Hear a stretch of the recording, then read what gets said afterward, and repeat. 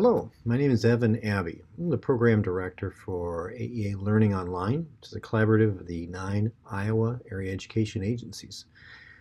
A little bit about our program. The program serves as a one-stop shop for the AEAs to offer services in online learning. And that includes also for blended learning and personalized learning. And it includes things for professional learning for educators, as well as services that schools can use to better deliver those to their own students. One of the things that we are expanding our reach in is working with a variety of different partners on creating pathways for students. We use the term pathways quite a bit as a generic term. It could include things like pre-apprenticeship programs. It could include things like individual plans. It could include a lot of different things that kind of fit within this broad realm of the personalized learning spectrum. This is going to come from a presentation that I've made for community members to talk a little bit about how we can both help in creating pathways not only for students, but also for communities, businesses, and other partners to join in that work. All right. First off, I'm going to talk a little bit about our focus, and there are a lot of terms out there when it comes to education. We use a lot of things within AEA Learning Online. One of the things, though, that is really important to understand is because we work in partnership with many different groups, we make it pretty clear that our focus, our strengths, our area of expertise is not all of these pieces. In fact, we are very much specifically around system support. We often compare ourselves to a conduit or a platform by which things can happen. And that's where we would like to work with other groups within the state who can provide subject matter expertise or leadership or other things in different roles. Also, when it comes to these terms, a lot of these obviously interplay with each other, and it's not that our work doesn't affect these, but when we talk about our own goals, we as a program are geared around one thing specifically, and that's the opportunity to learn. We measure our success in the growth and the enhancement of these learning opportunities that students have as well as adults through professional learning have as well. Where were they able to learn where they couldn't before? How has that been more just in time? How can that better integrate with other learning opportunities that they have to help support those? That's what we're all about. We want to enhance that primarily. So that's kind of an ongoing characteristic. And again, it isn't though that our systems don't support things like efforts in rigor or efforts in competency-based education or other pieces like that. But we always measure our goals and our mission based on, are we enhancing the opportunities to learn for students? Let's talk a little bit about a current project that we're working on. We're actually working with a variety of different groups. It includes the Iowa Department of Corrections, Iowa Workforce Development, the Department of Labor, the Department of Transportation, and the STEM Council, as well as some schools. We're trying to go and coordinate kind of a mix match of different, again, we call them pathways, but pre-apprenticeship programs that are self-paced and online that help students get ready for a fully immersive apprenticeship or on-the-job training, an internship, whatever the case may be. And this might seem a little abstract, it might seem a little complex at this point in time. So let me kind of use this as an example to talk about what our role is in this work and why we are a partner for this. As you can see, these different agencies have different areas of expertise and areas and needs. Districts obviously do, and that might include a community college partner. Obviously different businesses and industries and advocacy groups, such as, for example, we've got the Iowa Concrete Paving Association, which is an advocacy group for the concrete industry listed in here as well. And they're working together on a variety of different projects as listed there in the column to help individuals get ready for different industry work. Okay. As a backdrop to that, these are the items from code that are required for career and academic planning. You can see there that there are 6 items listed. What we find with these 6 items is that districts can implement to some extent through a third-party vendors the first 4 of those items. So a third-party vendor might be I Have a Plan Iowa, Cooter, other career exploration pieces of software. Those don't lead to the engagement and relative activities related to career and educational opportunities. And that's a key element that's missing. In fact, we say that that's more important really than the first 4 steps that are already in place. Let's kind of graph that out a little bit. So oftentimes in traditional education, we have thought of it as if they do career exploration in 8th grade and create a high school plan, at the end of their high school career, they'll have made informed career or school decisions. And this works for some students, especially those that are college bound, because you make the high school plan and you go through high school and you get ready to go to your 4-year college. It doesn't work very well for those that are not college bound because we don't help develop that career work over the next few years within your high school plan. So some districts have figured this out and have said, what are other things that we can do to help students make informed career decisions and fill in those gaps?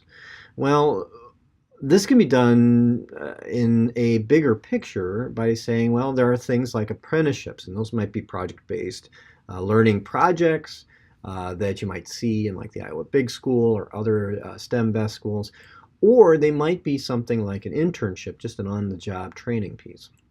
But even there, that doesn't necessarily mean that students will be ready for those. The districts that have worked with those have found that apprenticeships often have students that aren't ready for that first day, that are not fully prepared and such, or are kind of learning a lot of things on the job that could have been done beforehand.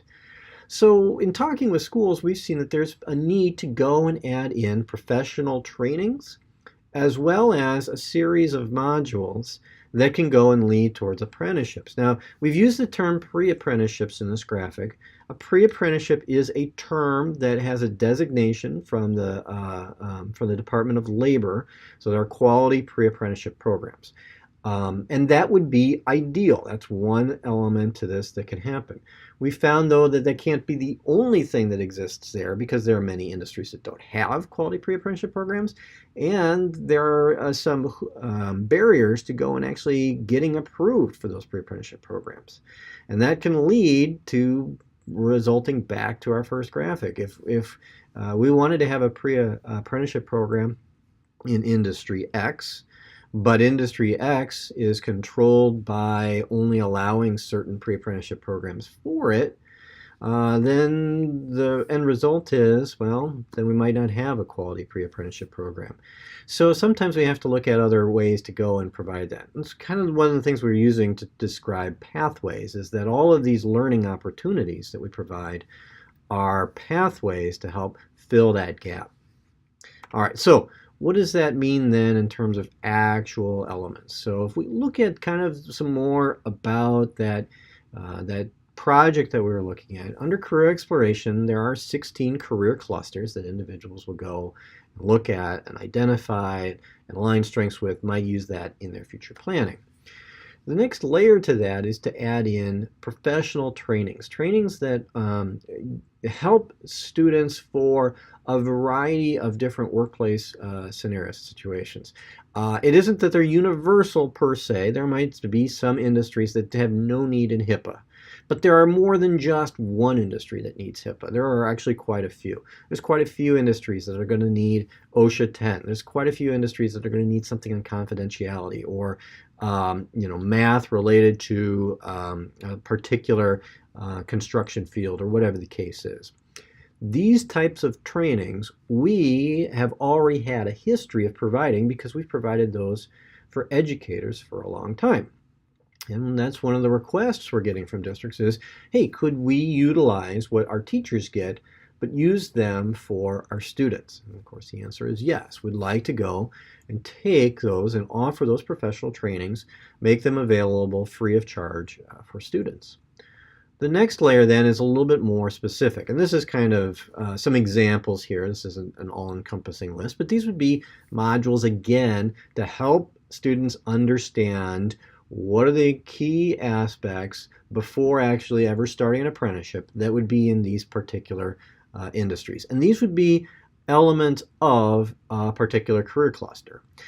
One of our goals is to work with that group of individuals that we mentioned in that first slide, as well as other districts we're working with, and develop a career pathway in each of the 16 career clusters during this year. So that would be available, self-paced, fully online, could be used as a completely self-paced manner. Students go through it completely on their own. It could be used in a blended manner, so it's combined with a classroom teacher, whatever format works best.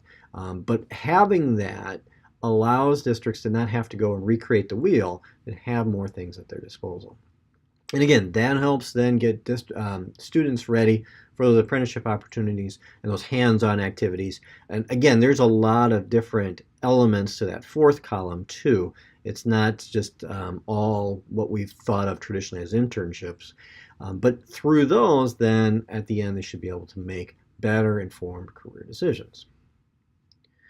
So I mentioned the term learning opportunities quite a bit, and you can see everywhere along here, exploration, professional training, this pre-apprenticeship pathway, apprenticeship, these are all different types of learning opportunities. And we might say, okay, so where is AEA Learning Online's role in this? And it helps by understanding what kind of goes into a learning opportunity. So looking at some of the pieces for, say, those pathways or those professional trainings, we have all these different pieces that go into it. We have an audience. Someone's providing the students. We have someone providing the subject matter expertise. We have someone providing the developing the content. The instructional design expertise and how that gets designed. The platform it's delivered on. Someone has to provide the technological access, the computers or whatever for that online work. Someone have to provide funding. We have to have opportunities for students to actually engage within the school program to do this, guidance. You can see there's a lot of different pieces, and again, this is not an all-encompassing list either. What we want to do is to help the different entities that are involved in a project understand here are the things that you can contribute and here are some of the things that are currently barriers, because none of us individually are able to go and to do this all on our own. We all have things that we can do and things we can't do. As you can see from AEA Learning Online's perspective, we have things that we can do, economies of scale being a very important one. We can offer these services statewide, but we have our own limitations. We're a small organization. We don't have a big budget to work with, and we're not, as mentioned, subject matter experts. We are more the platform and the conduit. So when we look at that previous slide, these are the things that AEA Learning Online focuses on. We work with partners and we can help provide the development of the content, that expertise in actually designing it, the instructional design process, so that it's good online instruction, and the platform that it's delivered on. And other groups then provide those other pieces in that puzzle. Through this, we can create a learning opportunity, and we can actually create multiple ones for it. All right, so I've mentioned this platform a little bit, and I think that's an important piece because all of our work in this area really flows through the platform that we use. Our platform is called a Personalized Learning System, and you might be familiar with learning management systems like Moodle, Canvas, Blackboard, different ones like that. We've looked at those and we said those have some value for traditional classes where the teacher starts it. Students can log in and go through content that the teacher has arranged. Students can work with other students and things, and there's a graded element to it. And we've said that that's really not an appropriate system for what we would like to do here. We would like a system that breaks down content into smaller pieces, that isn't graded, that's used for actual projects that sit outside the system, and that's not always teacher initiated. Students can initiate their own learning. So that begs the question, well, why do you do that? And when we say it's a personalized learning system, what does that mean? There are many definitions to personalized learning. This is the one from the U.S. Department of Education in 2010. And I've highlighted some of the key terms that they talk about. It's learning that is flexible around the student's needs and preferences and interests. And then the things that are personalized, the things that are varied then, the outputs for it, are things like the pace and the method and even the learning objectives themselves. In other words, students are learning different things depending on their needs, preferences, and interests. We needed a system that would allow for this much variance, and so that was kind of the genesis of the system. We talk about learning, and we talk about that in terms of like curriculum and instruction, kind of monolithically. We think of a course, or even the term pathway is kind of a monolithic term, but that doesn't work very well in terms of a system. How do we go about and do this in a way that's scalable and flexible? Well, we have to break down what it means to learn. We have to break down the curriculum and instruction pieces. So we do that by kind of identifying different pieces. So there are assessments, there are learning tasks, there are lessons, there are events to learning, learning resources, and so forth. You can take any curriculum and kind of identify not just the curriculum itself, but also the instruction that a teacher uses. And you can identify where these pieces fit in this and break it down into smaller elements. If you can do that, that allows for flexibility. So, for example, here's that Algebra 1 course. It might be composed of individual items from all those different pieces, as is represented here. So, you've got all these different dots. We might be building this course right now, and so I've got a new lesson, say, and it's aligned to the Iowa Core, and a new task or new assessment, and they're all aligned to the Iowa Core. And as those things are added into the course, into the system, again, each one of those itemized and aligned with the Iowa Core. Okay, well, obviously, Algebra 1 is not the only one in there. I could have a course in employability skills too. And again, the system really changes the way we think about the term course, because a course is really more of a collection of these different things than it is a structured entity all of itself. And that's by design. So here are some different elements that have come. For one student, I might say these are the things that that student needs. For another, these are the things that that student needs. That allows us to go and personalize around, again, all those different things we want to personalize for. Now, this system works if, again, it's very easy to use, very simple. It allows students to be involved in that decision-making process too. And if it can build a robust enough catalog to make all this happen. That's a key element. That's where a lot of systems break down, is that they don't have opportunities to learn because they're not robust enough. They don't have a robust catalog. So we've, in process of designing the system, have made it so that if this is our system, we could get content from different community partners that out there. It could also be content from OER sources or nationally available sources. It might be content that we have developed, or it might be content that our local districts have developed. When those get brought into the system, now you see we've got larger and larger collections of all that content that's in there. So within our system, yes, AEA Learning Online has created a lot of modules. We'll continue to do so. We do look for OER content to be available too. But some of the power in this is that it becomes a connection point for all those other entities, businesses, advocacy groups, different groups like the Department of Corrections, Iowa Workforce Development, local districts, college partners, to go and develop content that they might be using elsewhere and also contribute it to the system. So the end effect is a system that works very well. It's a system that's very easy to operate. It's very, students can get in and begin it. And again, all the content in there can be very media rich. It's very interactive. The content is not designed to go and to be graded. It's content that's meant to be used. So I, as a student, go through, I'm going through this module to learn a specific set of skills that I'm going to go then use in a different context. It might be my face-to-face context. It might be my own individual career plan that I'm creating and that I've going through with an advisor, whatever the case is. The system provides a minimal amount monitoring that's very easy for both the students and the teachers to use. They can structure it so that they have timelines for that work, but they don't have to have timelines if work is completely self-paced. Teachers can bundle those together in their own learning opportunities and structure it however they'd like. They can easily add or subtract different students from groups and then go ahead and track those people in. The system also allows you to go and easily create, so we're actually looking at how the system adds in users, which is going to change once we have our single sign-on for the students. The system allows you to go create content very easily. Again, align it to the Iowa core, align it to the grade level and different subject areas. It's an editor that you can go in, add in content, you can add in quizzes, you can add in interactives, but all of these are designed to be self-paced so that there isn't a barrier for students to learn. They can go in and use it without having to have a teacher be the guidance for this and say, no, you can't proceed until I'm ready to grade you on a particular item. We have in the system already many examples with partners that we've worked with.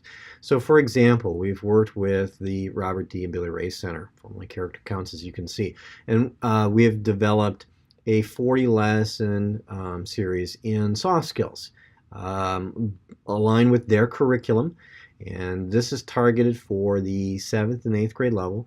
And a lot of these skills are kind of in that realm of employability that it could be used to go and help prepare students as trainings to better prepare them for the workplace. Example modules are aligned to the Iowa core and to different grade levels.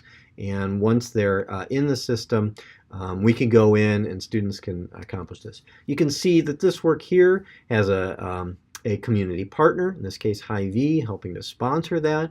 The system does acknowledge those community partners. They get a chance to do that. It also can acknowledge them within the module itself. This is a running banner that goes along the bottom of it. And at any rate, this is a connection point for both Character Counts and Hy-Vee to go and to provide an opportunity for students to learn with a one-time investment. They don't have to go and pay for every time they go out to a different district to drive out and have a limited effect. This can be an always available option. We've also worked with the Iowa Energy Center in conjunction with the Iowa Ag Literacy Foundation. We've created a series of modules around the energy industry. And as an example of one of those modules that we're seeing here, this one's around engineering and is part of our careers package. This piece stretches and kind of overlaps between that first column where it's career exploration and kind of leads into that third column, that pathway. And this is a different example here. This is for a little younger age, for 7th grade. But this is for an ag and biogas energy unit that we've created in conjunction with them. And just as before, we acknowledged what those modules were created down at the bottom. We're currently working with the Iowa Concrete and Paving Association. We mentioned them before. They are creating a module that helps introduce their industry and get people aware. And one of the big things that we found from them is that there is a huge misconception that jobs related to the concrete industry are quote unquote dirty. And that's one of the things that they wanted to try to dispel, especially when it's an important industry to the state of Iowa. So this is a mechanism to do that and talk a little bit about, here's a better picture of what the industry actually entails. The number one job, by the way, in the concrete industry is truck driver, believe it or not. And they have many other jobs that we would consider white collar jobs, like marketing jobs and accounting jobs and other things like that. One of the things that they mention is that even if you start with a summer job in the concrete industry, and you might like the industry and get to know them by your employers and such, there are actually pathways into white-collar professions within the industry. And you can go back and continue your education and get a degree in, say, marketing, but stay within the industry and just promote within. That's an important consideration for people who might not think of that right away. They might not be college bound and be thinking about their 4-year marketing degree right away after high school, but they might start thinking about it by age 30, for example. This gives them a possible pathway into that. We do work with other partners. This is, for example, the National Mississippi River Museum. Different, again, lots of different groups. This platform gives them a connection point by which they can go and add those other pieces they have, subject matter expertise, the community connections, whatever the case is, and this is a way to do that. So the upshot, I think, is very important. We worked with Spencer, and Spencer has kind of over time these things that they had developed on their own. So they had their career exploration. They used Cooter as a vendor product.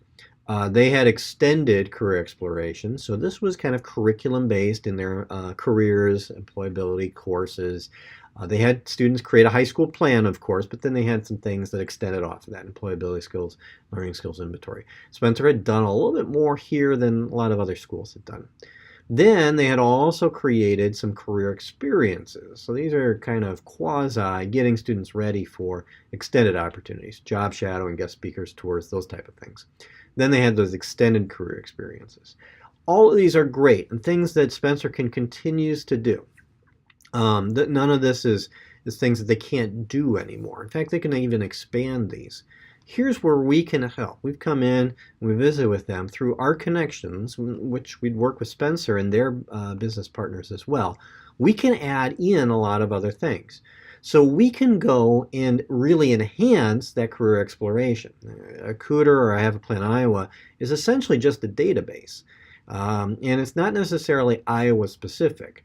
We can go in and help supplement that by, like the concrete module. That's an instructional module with an Iowa-specific industry that gives them a little bit more understanding about it, again, in a guided pathway. We can go in and have a systems base to better go and structure that high school plan. They can use our built-in portfolio on the Personalized Learning system. We have some content in employability skills. They can use that. They don't have to. They could use their own systems if they'd like, but they might use pieces of this too. It's just more opportunities for them, and it doesn't keep a district from having to, from continuing what they've used before.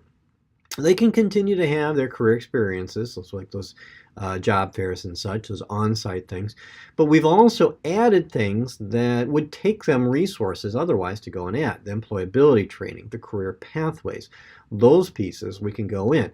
A district like Spencer might say, hey, we'd like to actually do some work in creating our own career pathway. We've got an industry, we've got the regional hospital here, whatever. We've got some students going to that. We've got some things we'd want to create for that. They can do that. They can utilize our system to create that content. And if they do, then we can take that and make it available for other entities in the state. By having that economy of scale and being able to provide that, that benefits everybody. And the last piece is the last piece of really this discussion. We're also interested in extending those career experience opportunities. And this is where Laura Williams' work has been. So she's been going and enhancing and trying to build connections so that those extended career experiences don't have to be limited by your geography. Can we find and develop a big database of these extended career experiences? We'd love to help support that work because we see it as a natural extension of the other things that we do. And again, we are the systems conduit expert. We're not the subject matter expert. We're not the person that would be the best person to go and coordinate the work, leading professional learning on what does it mean to go and have an apprenticeship? What are the things you have to do while you're on an apprenticeship? That's work that could be coordinated by a coordinator, manager, specialized in that area. We could provide the platforms to make that happen. But we also are a client as well. We do work with several districts and provide their students an opportunity to learn on the job. They create content through us and make it available on our system. For example, we have a career pathway in instructional design. We call it the developers course. This is a picture of the developers course right here. So students, and actually teachers alike, can go through the developers course, use that to get a better sense on how to develop content, and then with that real world project, they can develop content for us. That's kind of a, if we're going to talk the talk, we need to walk the walk approach to things. So that gives you an idea of where we see our role in this. Obviously, AEA Learning Online does much more outside of the realm of college and career readiness. We do a lot with professional learning, a lot with technology supports, technology integration, blended learning, flipped classrooms, a lot of other pieces. But for this, we have a very specific role in this. We really enjoy the ability to help serve and to support districts, and that's where anything we can continue to do that on behalf of the AEAs, would like to do that. If you have any questions, please feel free to contact me. Again, my name's Evan Abbey, eAbbey at aealearningonline.org. Otherwise, feel free to connect with any of our different partners, and feel free to ask them about the projects that we've been working on.